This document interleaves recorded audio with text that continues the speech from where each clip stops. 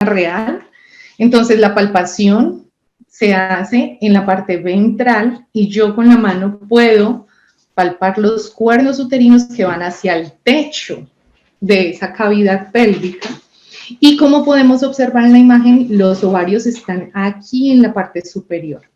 El ovario izquierdo lo vamos a encontrar un poco más cerca a nosotros y el ovario derecho va a estar un poco más lejos de nosotros en el momento de palpación, pero la diferencia es aproximadamente entre 5 y 7 centímetros de distancia con respecto a la vulva, ¿sí? No es una diferencia muy marcada, pero es bueno tenerlo en cuenta. Ese examen ultrasonográfico es necesario, ¿por qué razón? Es necesario porque con este equipo o con el equipo que tengamos para el examen ultrasonográfico necesitamos medir estos ovarios y darnos cuenta si hay una estructura que se llama folículo, que es el que nos indica en qué momento podríamos inseminar. Si dentro de 2 días, si dentro de 3 días, dentro de 4, o si debemos hacer un chequeo nuevamente en 3 días y esperar más de 8 días, etcétera. Entonces necesitamos unos extraordinarios equipos de ecografía para poder hacer esa valoración. Esta valoración se hace vía rectal, como les indicaba ahora, y se utiliza un transductor, que es este gris que observamos aquí, un transductor lineal que tenga entre 5 y 7.5 MHz y me permita observar perfectamente qué hay dentro de los cuernos uterinos y qué hay en los ovarios, ¿sí? Entonces, podemos encontrar, este es un ovario. Esta imagen le doy las gracias a la doctora Manuela Márquez porque me compartió algunas imágenes espectaculares de su equipo de ecografía suministrado por T-Médica, extraordinario. Entonces nos da unas imágenes muy bonitas. Este es un ovario que tiene varios folículos. Acá no hay ninguno que sea ovulatorio, o sea, si ambos ovarios están así, esta yegua no está de inseminar. Tenemos que relacionarlo con otros factores que ya vamos a ir viendo. Este es uno de estos folículos que en los días creció y se nos convierte en un folículo previo ovular, pero debemos medirlo. Y la medida, normalmente los equipos de ecografía nos la dan milímetros. Entonces, este es un folículo que mide aproximadamente 43 milímetros. De aquí pasamos acá, de acá pasamos acá, y podemos posteriormente evaluar un folículo que está en proceso de ovulación. Debemos relacionar estas imágenes o esta secuencia con lo que podemos encontrar en los cuernos uterinos. Si yo solamente me fijo en los folículos e insemino la yegua, ya les explicaré en qué momento, posiblemente esa yegua no quede preñada. Yo tengo que relacionar las imágenes que tenemos allí con las imágenes que me encuentren en los cuernos uterinos.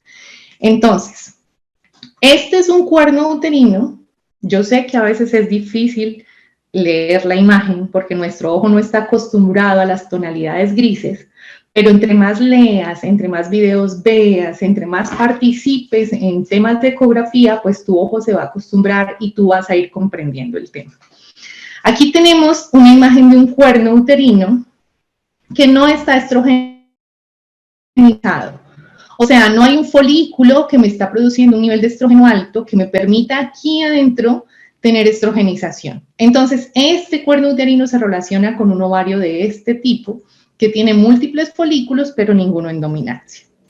Cuando hay un folículo que empieza el crecimiento y empieza a ser dominante, esta cantidad de líquido aquí, que es rica en estradiol, me lleva hacia el útero algo que se llama estrogenización y me permite empezar a ver como la rueda de un carro, ¿sí? Como los rines. A medida que crece el folículo, aumenta la estrogenización del útero. Como lo podemos observar aquí, lo que se observa color negro es líquido. Lo mismo aquí en el folículo, lo que observamos negro es líquido. Y lo que observamos color gris serían las paredes de ese cuerno uterino. Cuando la yegua tiene un folículo aproximadamente de 37 a 40 milímetros, esa yegua nos va a presentar una estrogenización tipo 2.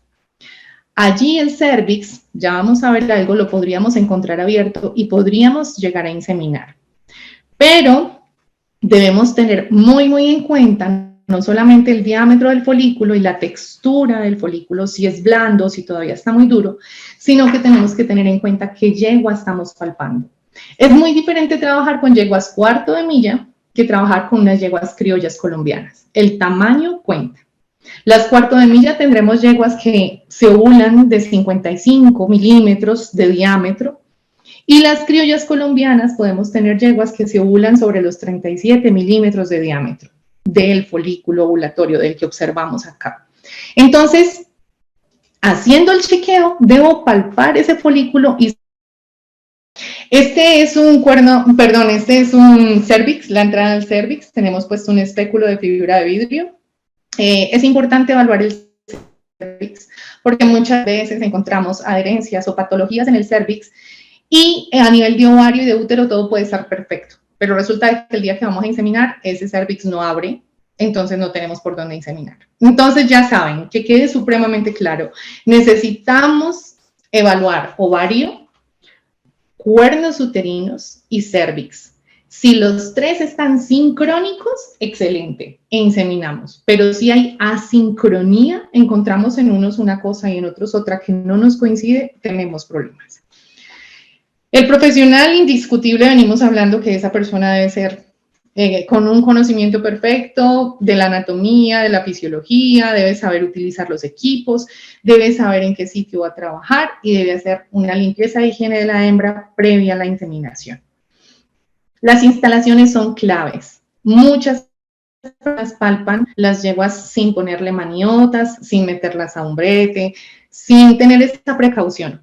Y sí, hay yeguas que son supremamente tranquilas, pero tú no sabes cuándo ella no está tan tranquila. Entonces, evitemos accidentes y recomiendo siempre que palpemos en un brete para equinos, es lo ideal. Equipos de ecografía hay de muchas calidades, de muchas variedades. Podemos buscarlo, pero necesitamos, denme un momento, ya respondo una pregunta, pero necesitamos tener claridad de qué tipo de sonda vamos a utilizar. Y recuerden, la sonda que vamos a utilizar debe tener entre 3.5 y, entre 5 y 7 megahertz para que se pueda ver muy bien la imagen cuando hacemos ecografía. Escucho la pregunta que tienen. Yo te la digo. Ya me la van a decir y ya contesto. Después de la ovulación de la yegua, ¿cuánto tiempo se demora en dar el óvulo al oviducto para realizar la fecundación? Ah, perfecto, qué buena pregunta. Después de la fecundación de la yegua, después de la ovulación, ¿no? Después de la ovulación de la yegua, ¿cuánto se demora el óvulo para bajar hasta el oviducto para que se dé la fertilización? Después de la ovulación, no, es que en el momento preciso que se da la ovulación, el ovocito u ovocito, que las dos formas son correctas, llega directamente al oviducto, llega a la primera del oviducto, o sea, ahí no pasan horas, ahí pasan minutos. Entonces llega a la primera porción del oviducto y empieza a descender. En ese momento que empieza a descender, se supone que ya tenemos espermatozoides subiendo o ascendiendo por el oviducto para que se encuentren con el ovocito. Entonces, no hay horas para que el ovocito baje al oviducto. Inmediatamente se da la ruptura del folículo, que a eso le llamamos ovulación, empieza a caer el líquido folicular y por ende el ovocito al oviducto. Lo que pasa es que llega primero a la primera porción, que se llama infundíbulo, y pasa luego a la ámpula, que es donde se da la fertilización, que es la segunda porción del oviducto. Espero que haya quedado clara la respuesta. Bueno, debemos tener para la técnica de inseminación como tal, o sea, para hacer la técnica de inseminación. Aquí no estoy haciendo seguimiento. Debo siempre, la cola la debo vendar con una venda o la pongo dentro de una manga de palpación, pero debo evitar al máximo que me queden pelos sueltos, porque estos pelos me pueden contaminar y las yeguas son lo más susceptible a contaminación vaginal. Y eso es uno de los tips que vengo a darte en este webinar. Necesitamos lavar con agua y jabón neutro y necesitamos lavar muy bien la zona perivulvar para que cuando vayamos a inseminar no contaminemos la yegua. Entonces, después de agua y jabón neutro, podemos utilizar una clorexidina, ¿sí? Y dejar supremamente limpio y seco este sector. Para dejar limpio y seco el sector, necesitamos entonces agua, jabón neutro, ideal clorexidina y papel secante para limpiar de adentro hacia afuera y posteriormente poder hacer la inseminación. El profesional debe tener claridad de todo lo que estamos hablando. Voy a pasar por aquí para poder explicar los métodos de inseminación. El tiempo va corriendo. Entonces, los métodos... ¿Esa no es mi presentación? Ah, una pregunta. Perdón. Por aquí tenemos otra pregunta. Antes de continuar, me devuelvo hasta acá. Y me preguntan que cuál es la tasa de crecimiento folicular. El crecimiento del folículo está muy relacionado con factores medioambientales. Entonces, hace unos años decíamos que un folículo a partir de 33 milímetros de diámetro crece 3 milímetros diarios. Y hacíamos las cuentas para poder inseminar la yegua y decíamos, bueno, si tiene 33 milímetros, mañana viernes tiene 36 y el sábado va a tener tanto y entonces nos da para inseminarla el lunes, por ejemplo. Pero resulta de que algunas yeguas, ese factor o esa tasa de crecimiento varía dependiendo de la luz, que eso es supremamente importante en ellas.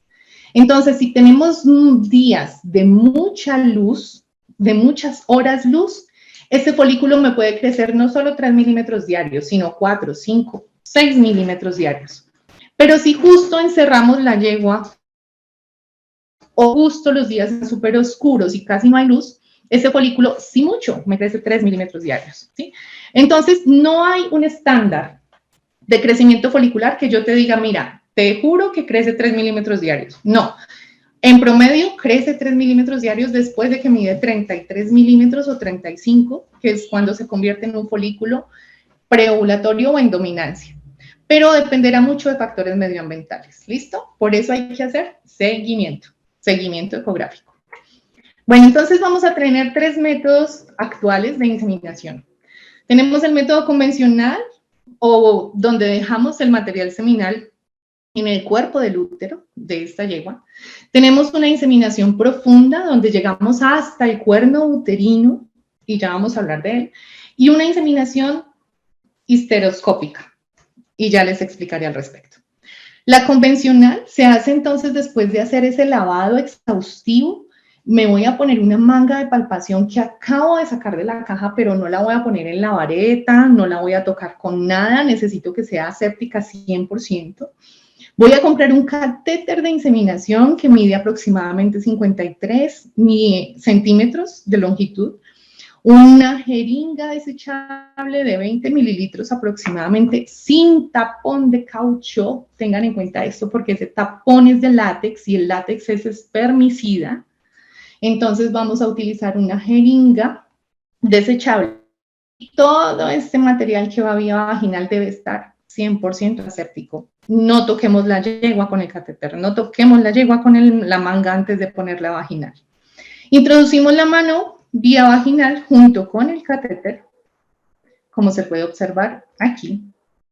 Y con el dedo yo guío el catéter hacia la entrada del cérvix. Yo voy a sentir en el fondo de la vagina la entrada del cérvix. Lo que yo hago es con el dedo guiar el catéter y entrarlo por ese cérvix. El cérvix es liso, entonces él va a entrar sin inconveniente. ¿Hasta dónde llega el catéter? Hasta el fondo del cuerpo del útero. Por lo tanto, cuando el catéter choca aquí en el fondo del cuerpo, yo voy a poner el material seminal. Pongo la jeringa, que normalmente me llegan 20 mililitros de semen, pongo los 20 mililitros de semen, espero un ratico con la mano allá, no la saco de inmediato porque el semen normalmente viene refrigerado y la yegua empieza a pujar y a eliminar el semen.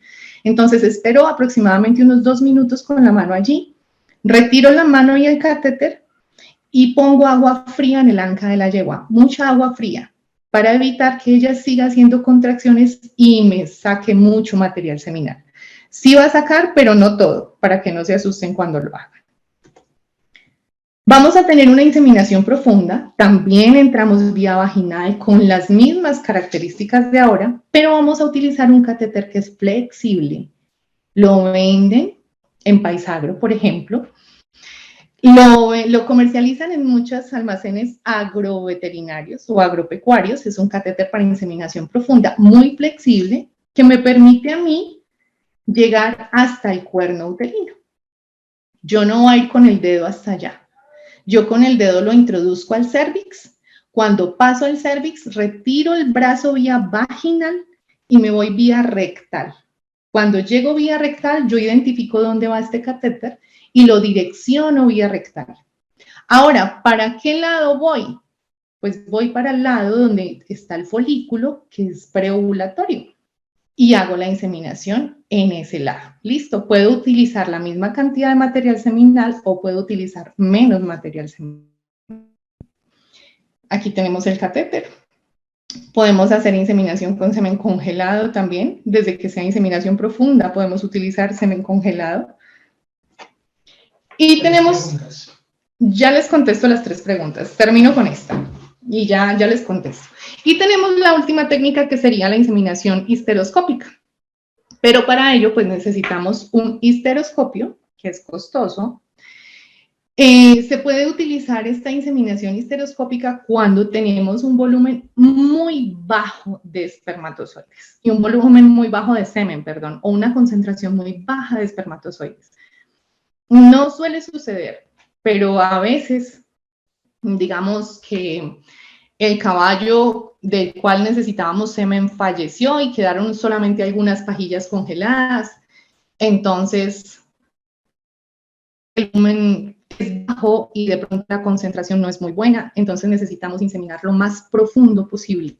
Por lo tanto, se podría realizar esta técnica, pues tiene un costo inicial muy elevado, necesitamos tiempo para configurar el equipo, realizar limpieza y demás, personal capacitado, pero la diferencia en porcentaje de fertilización con histeroscopio versus con inseminación profunda no varía mucho. Entonces lo menciono como técnica, pero lo ideal es la inseminación profunda o la convencional. Voy a contestar entonces las preguntas porque el tiempo nos corre.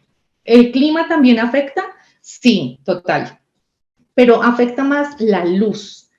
La luz solar estimula en las yeguas el nervio óptico. Y cuando hay estimulación del nervio óptico, bajan los niveles de melatonina y aumenta una hormona que se llama GnRH. Y esa hormona es la que hace que esa yegua me cicle constantemente. Pero si la yegua no tiene luz solar, no hay estímulo del nervio óptico y la yegua se me queda estática, sin folículos activos. Entonces, es más la luz solar que si llueve o no llueve. ¿Listo? Me dicen que la yegua que ovule, por ejemplo, a 42 milímetros, ¿siempre se ovulará de ese tamaño o varía? Excelente pregunta. ¿Tenderá esa yegua? Tiene la tendencia a ovularse siempre de 42 milímetros, pero algunas varían un poco, pero la variación es muy poca. Podría ovularse luego de 44, 45 o de pronto un poco menos, pero va a mantenerse en el rango de los 42 milímetros. ¿Tenemos otra pregunta?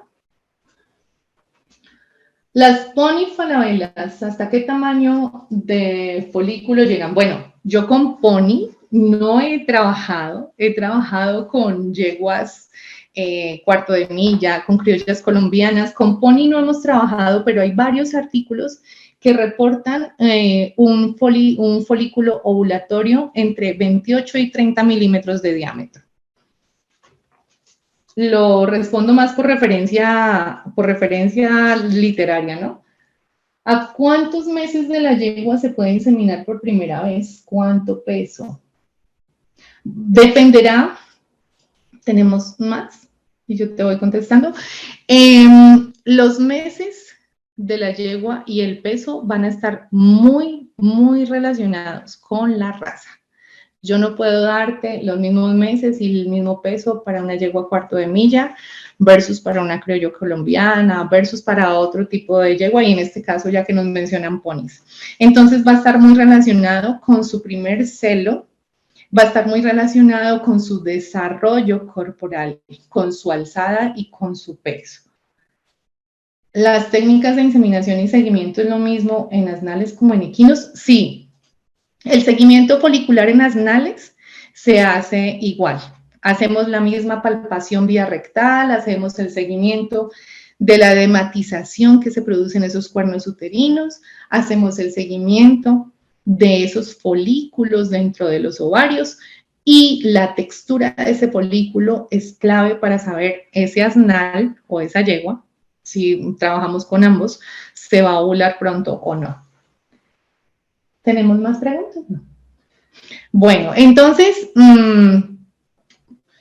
esta es una imagen para terminar el tema de la inseminación histeroscópica.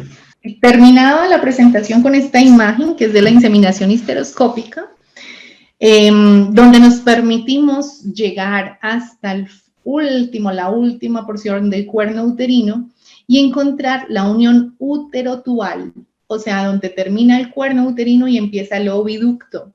Esta es la papila de la unión uterotual y hasta aquí podríamos llegar con el histeroscopio para dejar una cantidad muy mínima de semen que normalmente tiene una concentración mucho más baja, entre 5 y 50 millones de espermatozoides y como les digo, la dosis muy baja en ese caso. Cuando inseminamos de forma convencional, como les mencionaba ahora, o hacemos inseminación profunda, utilizamos 500 millones de espermatozoides en promedio. Con esto, el tiempo lastimosamente es muy corto, pero con esto quiero darles como un brochazo general del tema de inseminación artificial en equinos. Espero poder hacer otra charla más adelante y profundizar en algunas cosas específicas y más adelante poder mirar las patologías más comunes y cómo resolverlas. Les agradezco mucho su conexión, su tiempo. Biotech les da la bienvenida, es una empresa que está naciendo y espero que podamos trabajar en equipo. Que tengan una buena noche y queda entonces referencias bibliográficas bien interesantes que podremos discutir más adelante de pronto en otro curso. Damos el agradecimiento a las empresas que están patrocinando el evento y espero encontrarlos en el curso de inseminación artificial. Tiene cupos limitados, máximo 10 personas, para que realmente aprendan a hacerlo y lo hagan bien hecho. Y todos bienvenidos. Que tengan una buena noche. Quedan con el anfitrión.